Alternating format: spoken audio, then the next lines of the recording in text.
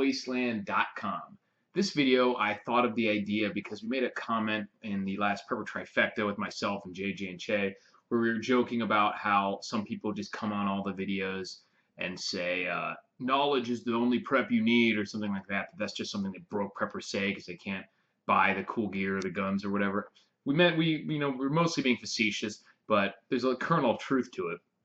But it also got me thinking that there are a lot of things you can do to increase your preparation level, increase your preparedness that don't require any money.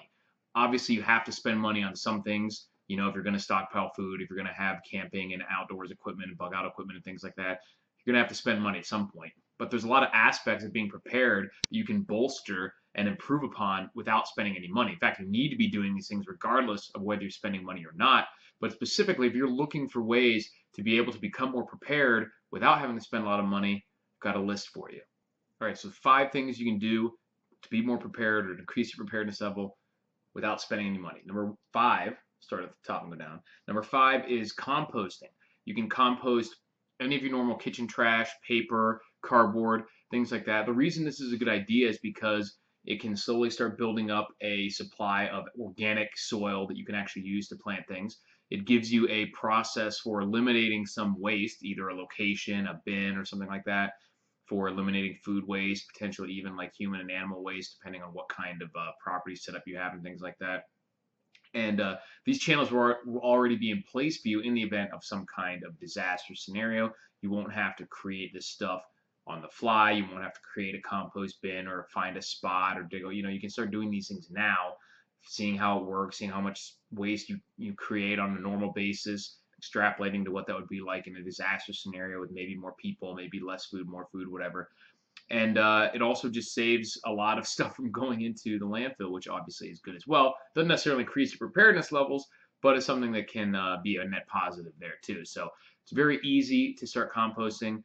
If you do have a couple bucks to spend, you can check out David the Good's book on it, Compost Everything. If you remember, I interviewed him a while back. It was really fun. He has a bunch of great books out there on survival gardening and creating food forests and things like that. But Compost Everything is one of my favorite. Link will be in the description to that.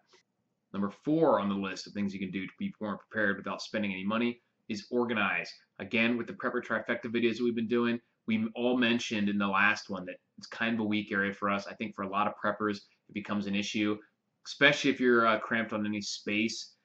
Organizing all your stuff can be an issue. Some of it you're using regularly, some of it you're not. Some of it you have to store away, some of it you don't have anywhere to put it, and getting a lot of stuff can sometimes be easy. Having a good system for where it goes, how to get to it, knowing where it is, that can be more complicated. But knowing where it is obviously super important, and certainly something that I've thought about is what if I'm personally incapacitated, even temporarily, and no one else who's here is going to know where anything is, maybe not even know how to use it. So, coming up with a system for where things are, having it written down somewhere physically, not just on a spreadsheet on the computer, it's a good place to start, but then because it's easier and quicker to do it that way. But you want to print it off and have it in a binder somewhere, because obviously losing power or losing the ability to use your computer, it's a pretty standard expectation of any major disaster scenarios. You don't need to be relying on having to get on the computer or on a device to be able to access this information.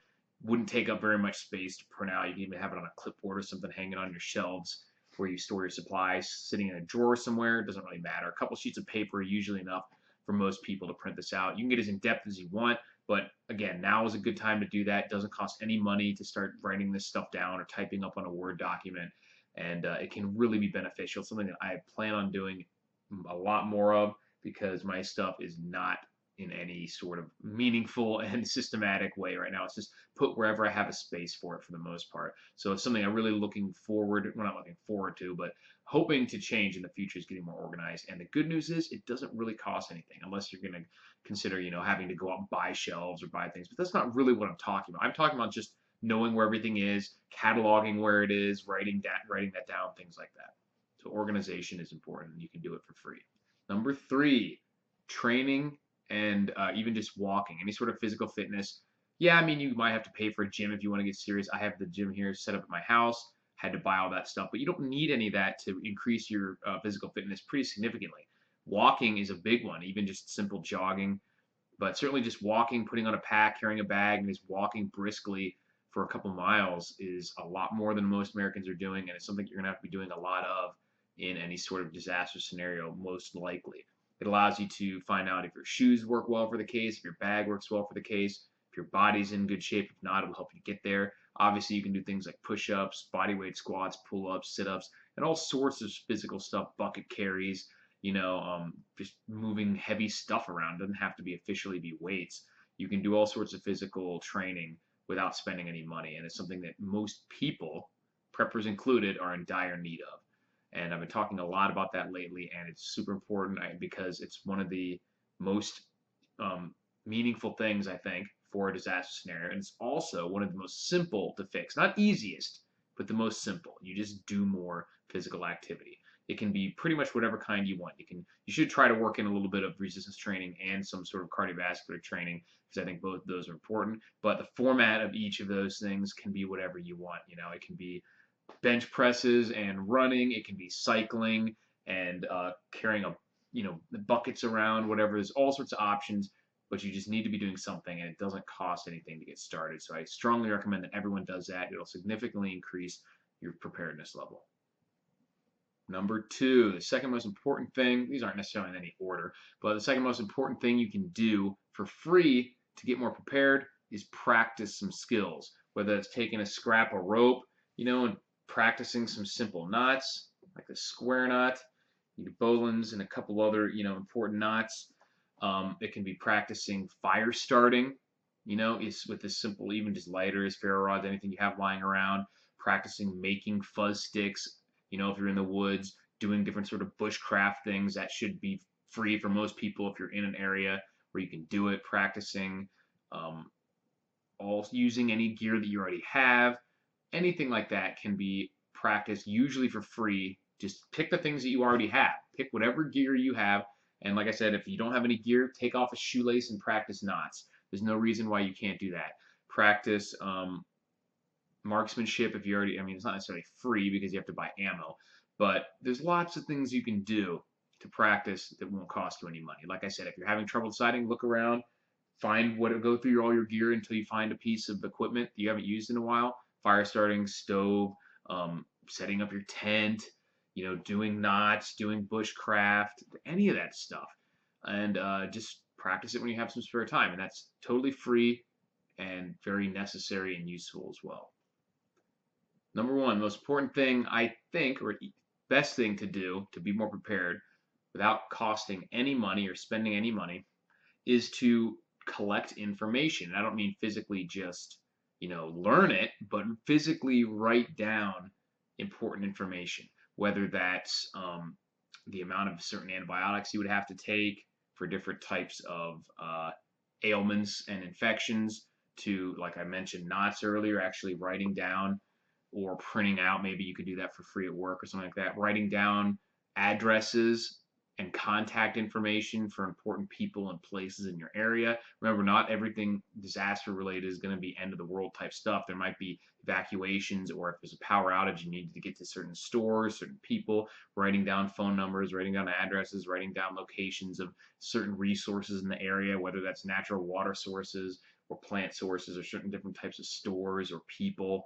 Writing down frequencies of things, important government frequencies, or if you know people who are in ham radio and things like that. Even if you don't have that radio now, having that information written down, maybe you'll be able to come across one later. You could write down ballistic information for your weapons. You could collect things about wild edibles. You could collect, there's all sorts of different information like that that could be incredibly useful. Weather patterns, when to plant things in your areas, those dates, things like that, the average rainfall for certain dates, calendars, things like that. Anything that could be useful in a significant disaster scenario, and even minor disaster scenarios. Just have all that stuff, go ahead and start collecting that information now, and it could be incredibly useful. This is probably going to take a while to get most of that stuff anyway, and to think of everything that you might need. So you might as well start now. It can be as simple as handwriting it down on a piece of paper. Like I said, opening up a Word document, maybe printing it off at work, and asking someone else to print it off for you if you really don't have a way to do it. And it can be completely free that way. And that's actually really important. It's not something I see people talking about a lot, is really cataloging important information like that in a way that you can access it post some shit hit the fan event. Obviously it's getting online and looking any one of those things that I mentioned up takes only a couple seconds now, and I think that's why many people don't really think about it because we've gotten so used to being able to access that information on a moment's notice that being able to even do something as simple as like finding the address for the feed store when you're like, oh yeah, that feed store, the home supply store, general store, and you don't remember which exact road it was on. If there's something serious going on, you don't just want to start wandering around out there. So writing that stuff down, or I mentioned before, having a phone book is an easy way to do it if you have access to that. Sometimes those are free. They just leave them on your doorstep. You can collect that. But just collecting different types of information and important facts, figures, data, things like that. Really important, really helpful, also very free, cheap. And yeah, let me know what you guys think. If there's anything else you would add to that list of things you could do for free to be more prepared. If you're interested in spending money to be more prepared, you can check out my survival fishing kit. It's on Amazon and my Shopify store. Link will be in the description. And thanks for watching, guys. Talk to you later.